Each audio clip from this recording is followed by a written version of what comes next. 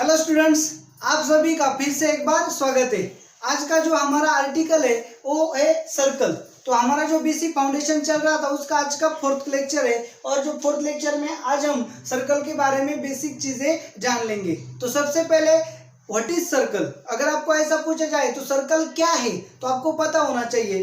तो पहले हमारे पास तो एक फिक्स्ड पॉइंट होता है, तो यहाँ पे हमने क्या लिया, फिक्स्ड पॉइंट लिया और हमारे पास क्या होना चाहिए, फिक्स्ड डिस्टेंस होना चाहिए। तो हमारे पास फिक्स पॉइंट है और हमने फिक्स्ड डिस्टेंस ले लिया। तो चलो इतना जो है इतना हमने क्या लिया, फिक्स्ड डिस्टेंस ले लिया। तो फिर फिक्स पॉइंट से फिक्स डिस्टेंस पर जितने भी पॉइंट्स आएंगे, चलो ये जो पॉइंट है इस डिस्टेंस को हम क्या बोलेंगे, आर बोलते हैं। तो इस पॉइंट से इसे ओ बोलते हैं। तो यहाँ पे ओ से ये पॉइंट है ए, तो distance between O and A and O के बीच में डिस्टेंस क्या है, तो आर है। तो बेसिक चीज क्या है कि ओ से आर इतने डिस्टेंस पे जितने भी पॉइंट्स होंगे वो सभी पॉइंट का जो सेट होगा उसे हम क्या बोलेंगे, सर्कल बोलेंगे। तो यहाँ पे अगर मैंने बी लिया, ओ से बी का जो डिस्टेंस अगर ओ बी आर हुआ तो ओ बी को हम ले सकते हैं। इस तरह से हमें क्या करना होगा, ये सभी पॉइंट्स को लेना होगा जो ओ से आर इतने डिस्टेंस पे है। तो सिंपल डेफिनेशन क्या बनेगी सर्कल की, सेट ऑफ पॉइंट्स। सर्कल क्या है, ये सभी पॉइंट का सेट है। कैसे है वो पॉइंट्स, ओ फिक्स पॉइंट से फिक्स डिस्टेंस पे है, यानी कि ये है, बी है, यहाँ पे लेंगे पी क्यू। तो ओ से क्यू ये डिस्टेंस कितना होना चाहिए, आर होना चाहिए। ओ से पी ये जो डिस्टेंस है क्या होना चाहिए, आर होना चाहिए। तो फिर डेफिनेशन को कैसे बनाएंगे कि ये सभी पॉइंट्स को मुझे कलेक्ट करना है। हमें पता है कि collection of element is called as a set. Element कैसे होने चाहिए, वेल ऑर्डर्ड एलिमेंट होने चाहिए। तो फिर क्या है कि कलेक्शन क्या है, ये सभी पॉइंट्स का हमने क्या कर रहे हैं, कलेक्शन कर रहे हैं। तो कलेक्शन यानी कि सेट। तो सेट ऑफ पॉइंट्स, कैसे पॉइंट्स है, ओ फिक्स्ड पॉइंट से, वो हमारा फिक्स्ड पॉइंट है, फिक्स पॉइंट से फिक्स्ड डिस्टेंस पर है, यानी कि डिस्टेंस कम या ज्यादा नहीं हो रहा है। तो फिर set of points which are at fixed distance from fixed point is called circle। Simple definition बनती है कि फिक्स्ड पॉइंट से फिक्स्ड डिस्टेंस पर होने वाले सभी पॉइंट्स का सेट अगर हम ले तो उस सेट को हम क्या बोलेंगे, सर्कल बोलेंगे। अभी थोड़ी सी और इसे बढ़ाते हैं कि सेट ऑफ पॉइंट्स क्या होता है। सेट ऑफ पॉइंट्स यानी कि हम इसे शॉर्ट में क्या बोलते हैं, लोकस बोलते हैं। कि locus of a point, locus which are at fix distance from fix point. तो set of the variety of points is called as a locus. तो सर्कल क्या है, तो सर्कल लोकस है। किसका लोकस है, उन सभी पॉइंट्स का जो फिक्स डिस्टेंस पे है फ्रॉम फिक्स पॉइंट। तो अब यहाँ पे दो चीजें आपके सामने आएंगी, fixed distance and fixed point. तो जो सर्कल का जो फिक्स्ड पॉइंट होगा तो उस फिक्स पॉइंट को हम क्या बोलते हैं, सेंटर ऑफ अ सर्कल। क्या बोलते हैं, सेंटर ऑफ अ सर्कल। और जो फिक्स्ड डिस्टेंस होता है, जिस डिस्टेंस पे हुए सभी पॉइंट्स को हम कलेक्ट करते हैं, उस फिक्स्ड डिस्टेंस को हम क्या बोलते हैं, रेडियस ऑफ अ सर्कल।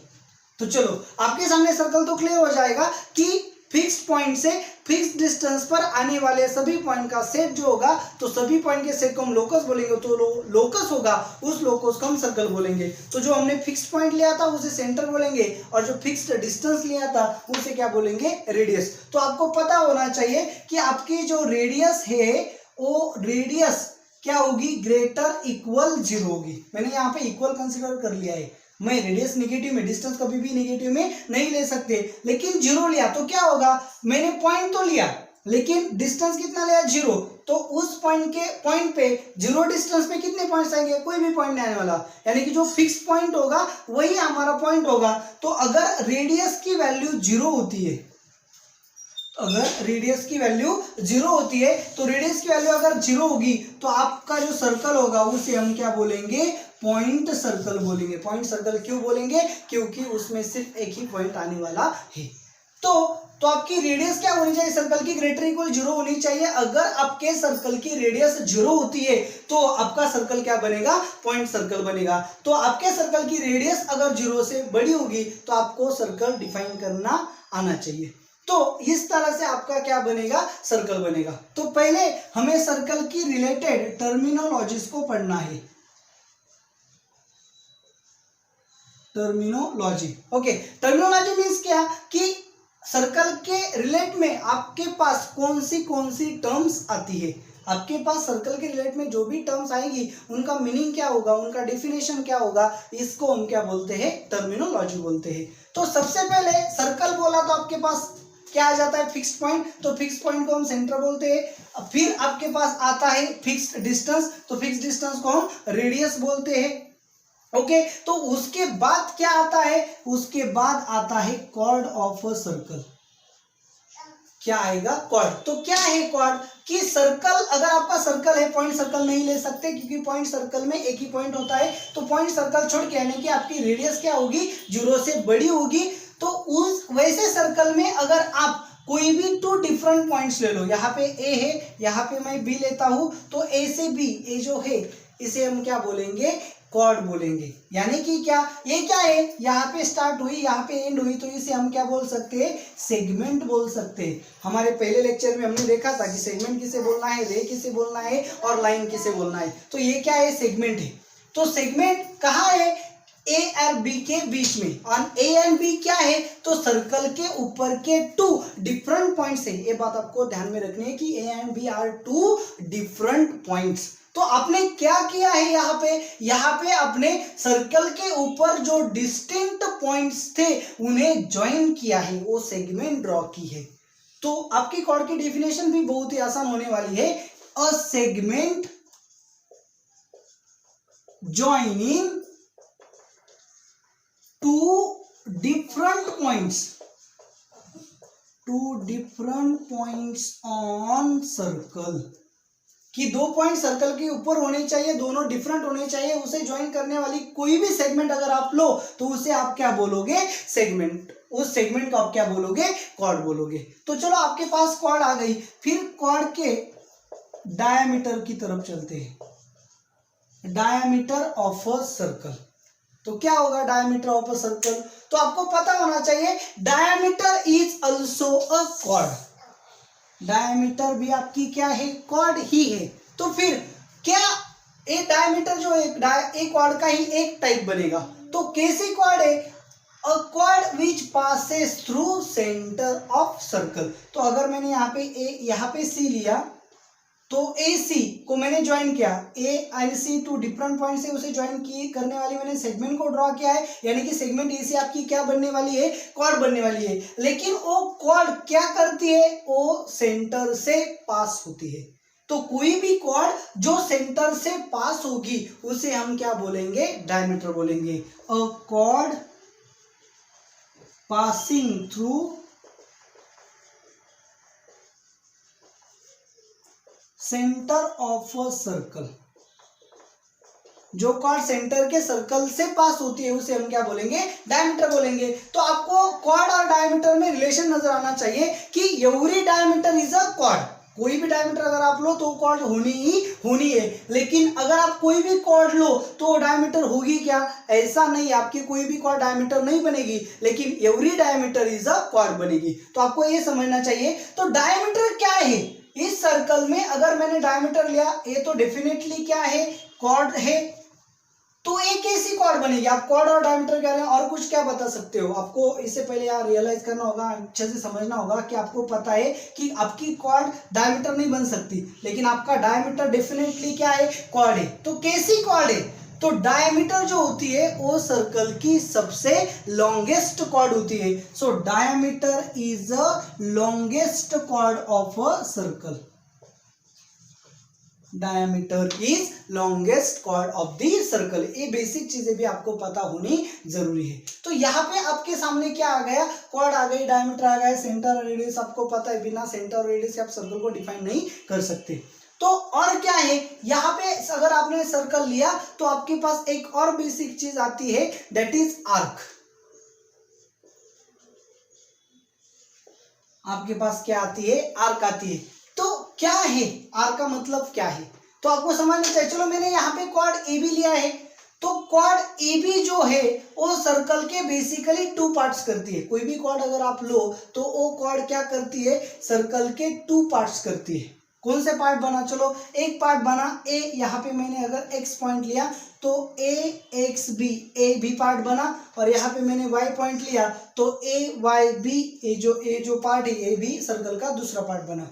तो कोई भी क्वाड अगर हो तो वो सर्कल को 2 पार्ट्स में डिवाइड करती है। उसमें जो सर्कल का ए एक्स बी, ये जो पार्ट है सर्कल का, इसे हम क्या बोलते हैं, आर्क बोलते हैं। और ए वाई बी, ये जो भी पार्ट है सर्कल का, इसे भी हम क्या बोलेंगे,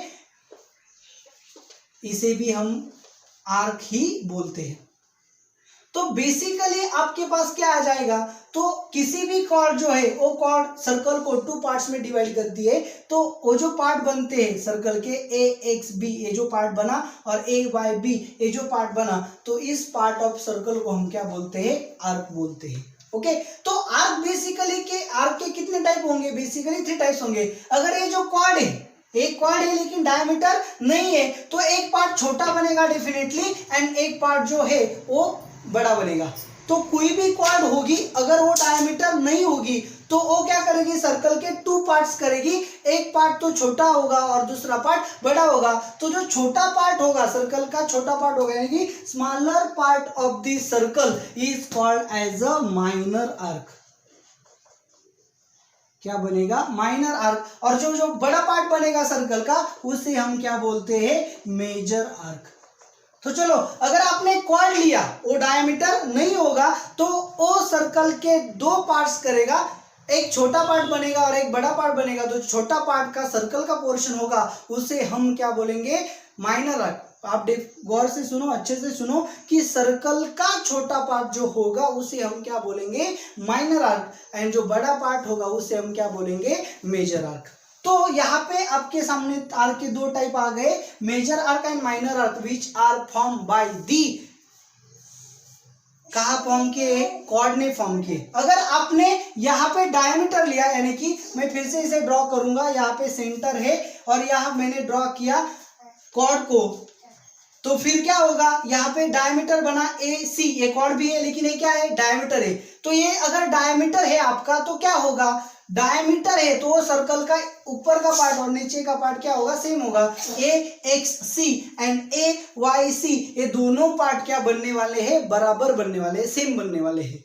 तो फिर आपके पास क्या बना, ए भी आधा पार्ट है और ए भी आधा पार्ट है। अगर आप इस हाफ को कंसीडर करो तो दोनों सेम है, तो ये जो हाफ है वो पूरे सर्कल का हाफ पार्ट है, तो हम इसे क्या बोलेंगे, सेमी सर्कल बोलेंगे। तो इसका मतलब क्या है, अगर डायमीटर आप ड्रॉ करते हो तो सर्कल के 2 इक्वल पार्ट्स करेगा, और ईच पार्ट को हम क्या बोलेंगे, सेमी सर्कल बोलेंगे। तो आर्क क्या है, आर्क इज अ पोर्शन और पार्ट ऑफ द सर्कल। फिर हम उसके टाइप्स को स्टडी किया, minor arc, major arc and semi circle. Minor arc and major arc तभी फॉर्म होते हैं जब आप क्वाड ड्रॉ करते हो और क्वाड डायमीटर नहीं होना चाहिए, और सेमी सर्कल तभी बनता है जब आप क्वाड ड्रॉ करो और वो क्वाड क्या है, डायमीटर है, तो आपका क्या बनेगा, सेमी सर्कल बनेगा। तो सेम टाइप से आपको क्या पता होना चाहिए कि ये जो पार्ट है सर्कल का, इतना सा पार्ट है, ये है माइनर आर्क। सर्कल का ये जो पूरा पार्ट है इतना, तो ये है मेजर आर्क। अगर आप ए से सी कनेक्ट करो सर्कल का पार्ट को, तो क्या है, सेमी सर्कल है। तो सेम आर्क के बाद आपके पास आ जाता है सेंट्रल एंगल। आपके पास क्या आएगा फिर, सेंट्रल एंगल।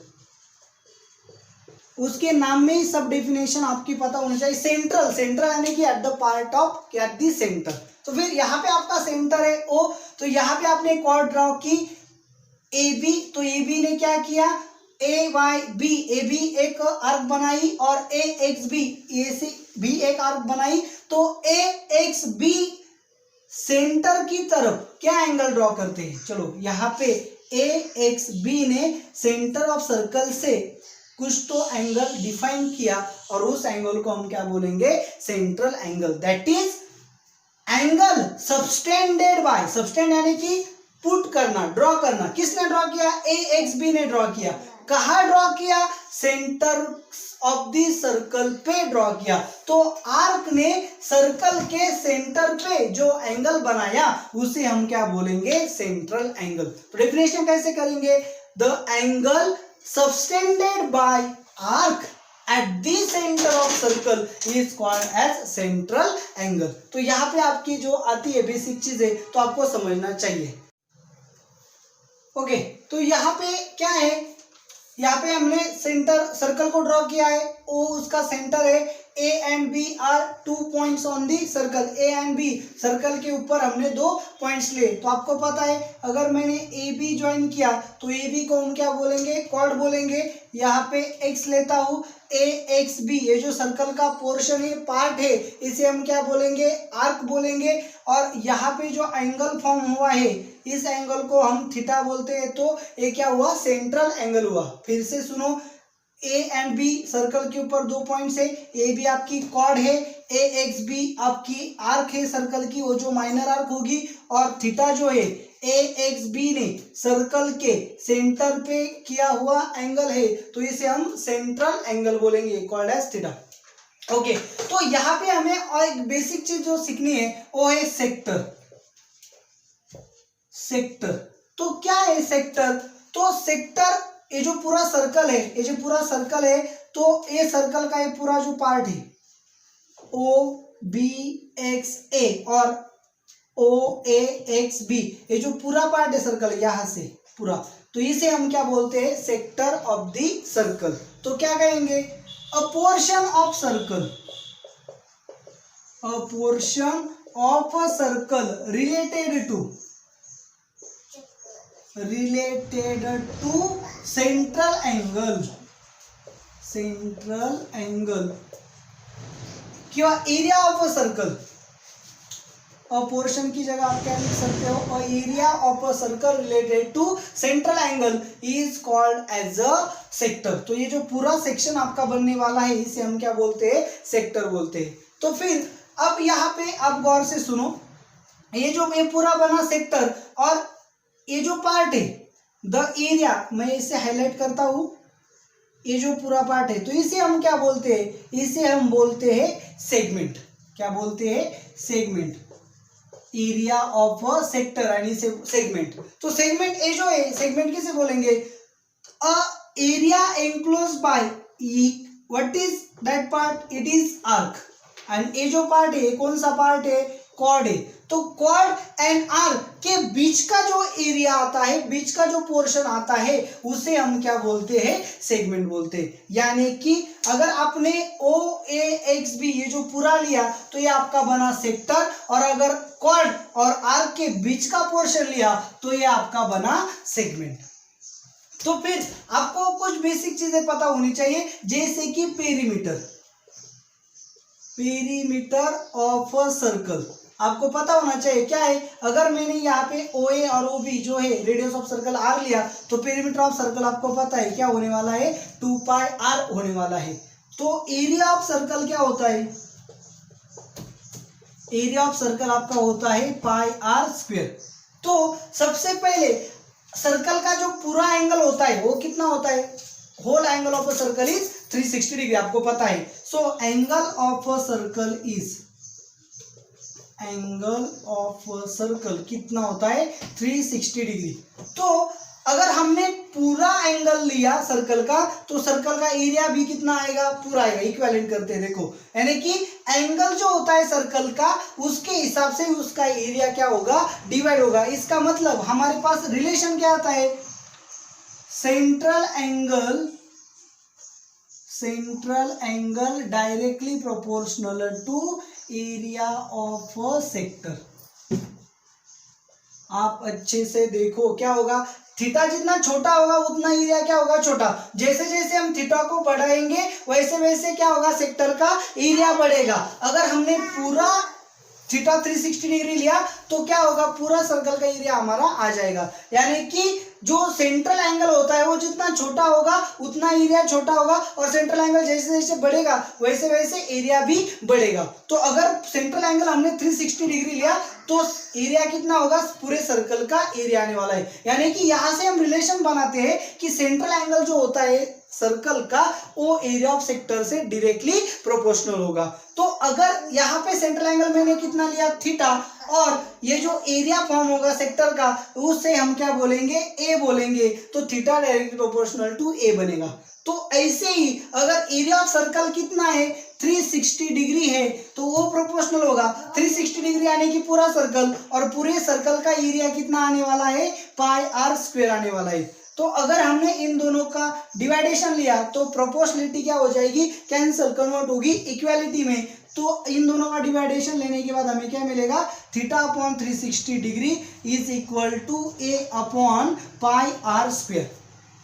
सो 360 डिग्री यहाँ जाके या पाई आर स्क्वायर यहाँ के मल्टीप्लाई होगा, देयरफॉर ए आपका क्या बनने वाला है, theta upon 360 degree into pi r square. ये जो फॉर्मूला है ये आपने पहले भी 10th में पढ़ा है।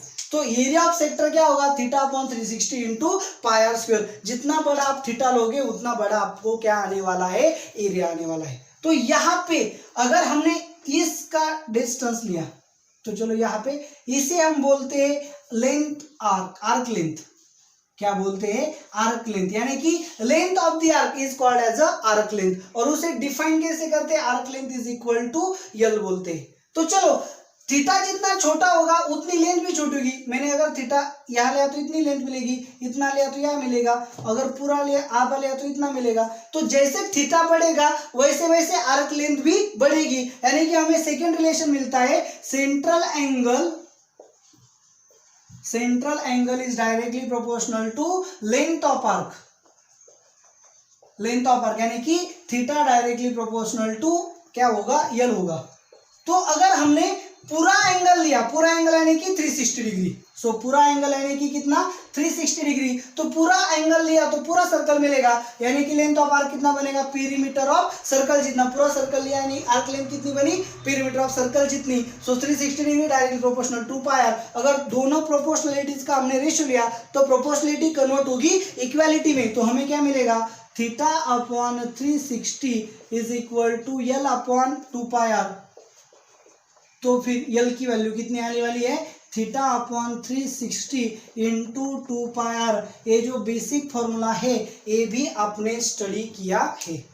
तो अब हम क्या करने वाले हैं, थीटा अपॉन 360 यहाँ पे भी है, थीटा अपॉन 360 यहाँ पे भी है, पाई पाई यहाँ पे है। तो हमने इससे क्या किया, ए को यल से डिवाइड किया। तो हमारे पास क्या रिलेशन आने वाला है, A upon L is equal to theta upon 360, theta upon 360 cancel हो गया, पाई पाई कैंसिल हो गया। तो यहाँ पे रचा आर स्क्वायर अपॉन नीचे क्या रहा 2r, are and are cancel होगा, यल यहाँ जाके मल्टीप्लाई होगा। So A is equal to R into L upon 2। ये भी हमें क्या मिला, रिलेशन मिला कि R radius into length of arc upon 2 इतना क्या आने वाला है, एरिया ऑफ अ सेक्टर आने वाला है।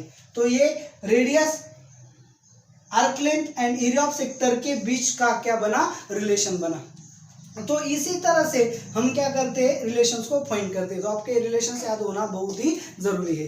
तो थोड़ा सा इससे आगे चलेंगे तो एरिया ऑफ सेक्टर की तरफ जाएंगे। अभी हमने एरिया ऑफ सेक्टर स्टडी किया, तो हम एरिया ऑफ सेगमेंट की तरफ चलेंगे। यहां पे इस डायग्राम को थोड़ा सा चेंज करता हूं। यहाँ पे ए लिया, तो ये जो पार्ट है, ये जो पोर्शन है, इसे क्या बोलेंगे हम, सेगमेंट बोलेंगे। तो ठीक है, तो अब यहाँ पे सेंट्रल एंगल कितना है, थीटा है। तो सेगमेंट क्या है, सेगमेंट कैसे फाइंड करेंगे, एरिया ऑफ सेगमेंट। सेगमेंट यानी कि क्या, ये जो हाईलाइट किया हुआ पोर्शन है, ड्रॉ किया हुआ पोर्शन है, इसे हम क्या बोलते हैं, सेगमेंट बोलते हैं। तो इसका एरिया कैसे फाइंड करेंगे, ये जो पूरा हमने लिया तो ये क्या है, सेक्टर का एरिया है, उसमें से ये जो एरिया है वो सब्सट्रैक्ट किया तो सिर्फ ए एरिया बचेगा। यानी कि एरिया ऑफ सेगमेंट कैसे आएगा, area of sector minus area of triangle. अगर आप लोगे तो आपको क्या मिलने वाला है, एरिया ऑफ सेक्टर मिलने वाला है। तो एरिया ऑफ जो सेक्टर है इसका पता हमें पता है क्या है, theta upon 360 into pi r square, ऐसा फॉर्मूला है सेक्टर के एरिया का, माइनस एरिया ऑफ ट्राइंगल का फॉर्मूला क्या है 1/2 इंटू बेस इंटू हाइट।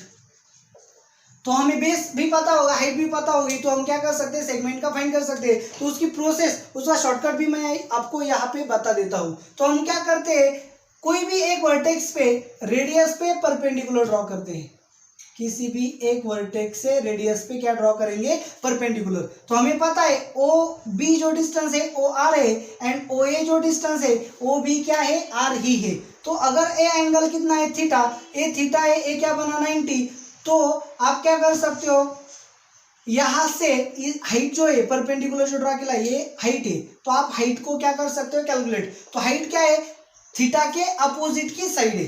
तो आपको ट्रिग्नोमेट्री पता होनी चाहिए कि sine theta is equal to क्या होता है, opposite side upon hypotenuse, opposite side यानी कि एच अपॉन हाइपोटेनस क्या है, आर। और चलो ट्रायंगल की हाइट तो पता चल गया क्या होगी, h is equal to r sine theta.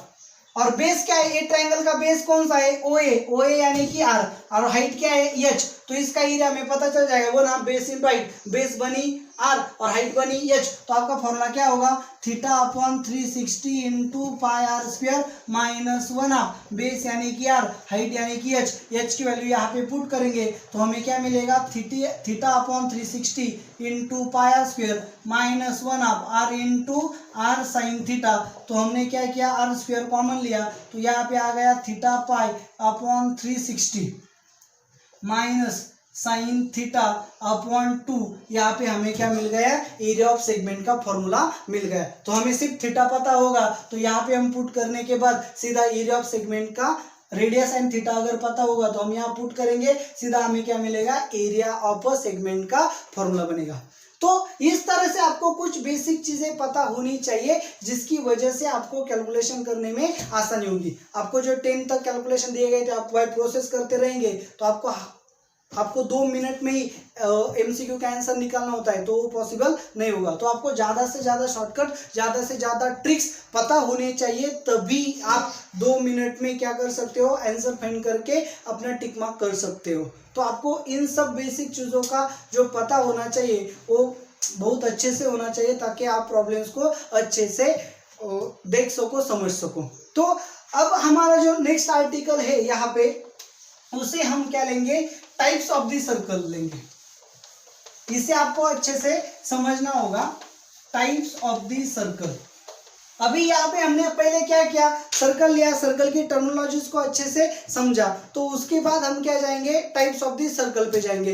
दो सर्कल के बीच का रिलेशन हमें पता होना चाहिए, कैसे होंगे, तो इसके बारे में हम देखेंगे। तो पहला सर्कल हमने लिया,